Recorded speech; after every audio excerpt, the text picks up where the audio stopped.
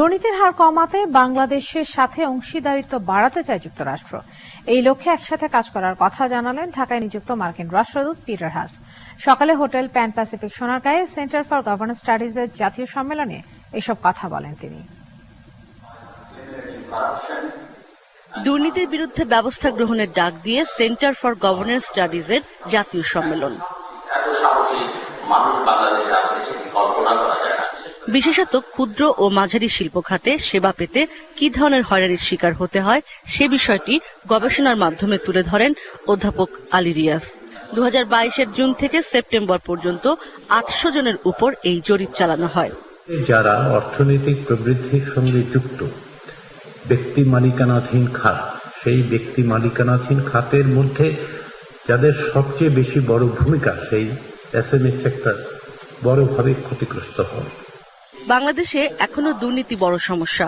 সোমবার যুক্তরাষ্ট্র প্রকাশিত মানবাধিকার বিষয়ক প্রতিবেদনেও বিষয়টি উঠে এসেছে জানিয়ে দেশটির রাষ্ট্রদূত পিটার হাস বলেন, দুর্নীতি প্রতিরোধে সহযোগিতা করতে চায় তার দেশ।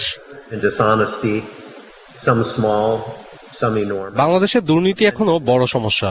দুর্নীতির হার কমাতে বাংলাদেশের সাথে অংশীদারিত্ব বাড়াতে আগ্রহী যুক্তরাষ্ট্র। আশা করি এই লক্ষ্যে আমরা একসাথে কাজ করব। দেশের গণমাধ্যম ও সুশীল সমাজের প্রতিনিধিদেরও সহযোগিতা নেয়ার পরামর্শ দেন মার্কিন রাষ্ট্রদূত।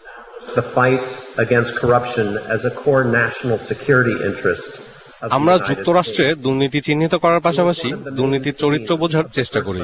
দুর্নীতি চিহ্নিত করে দমন করার মাধ্যমেই অর্থনীতির অগ্রগতি নিহিত। বাংলাদেশে যদি বিদেশিদের কাছে প্রমাণ করতে পারে এখানে দুর্নীতির হার কম, তাহলে বিদেশি বিনিয়োগকারীরা আকৃষ্ট হবে। পাশাপাশি দুর্নীতি রোধে স্বাধীন গণমাধ্যম এবং সুশীল সমাজের অবাধ বিচরণও নিশ্চিত করতে হবে।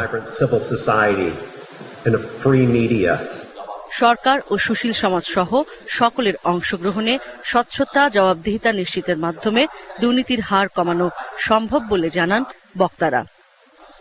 ইশরাত জাহান উর্মি, ডিবিসি নিউজ, ঢাকা। গণতান্ত্রিক রাষ্ট্র